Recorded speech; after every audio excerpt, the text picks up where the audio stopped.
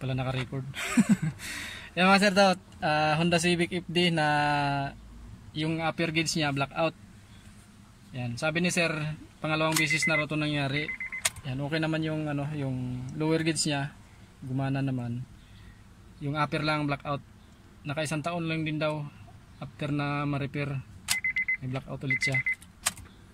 Yan, wala. Yung hazard naman okay naman eh.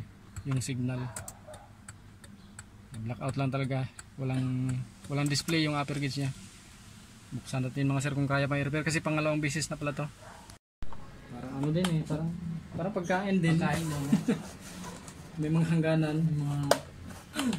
Napakalupit yan kung lifetime yan. Oo. Hindi na sisira. Pero ang mga ano talaga, yung mga old school, yung mga matagal talaga yung gauge.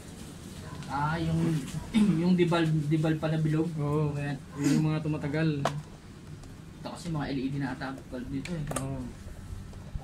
Digital na ata. Yung mga 90s na sasakyan. Dapat matitibay din to kasi digital to, diba? Ano sir, yung mga pisa kasi niyan, parang ano na rin eh.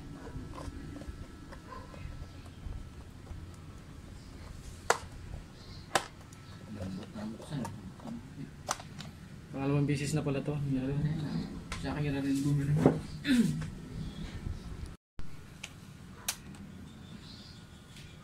Magkano pa rin pero pag yung isang nasira, yung alin sir?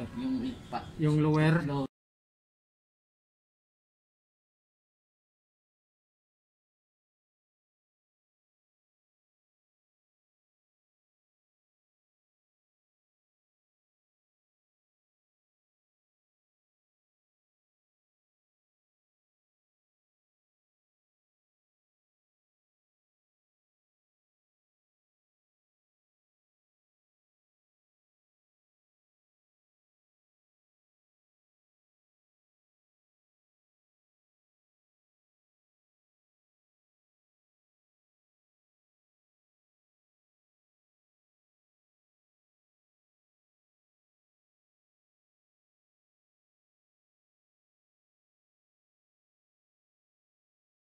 Ice candy.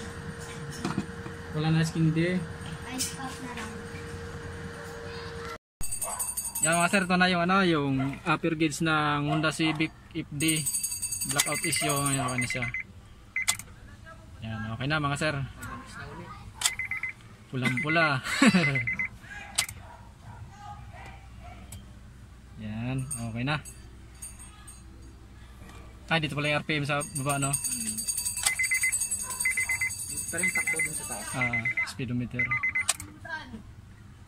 Yan, okay na mga sir, maraming salamat.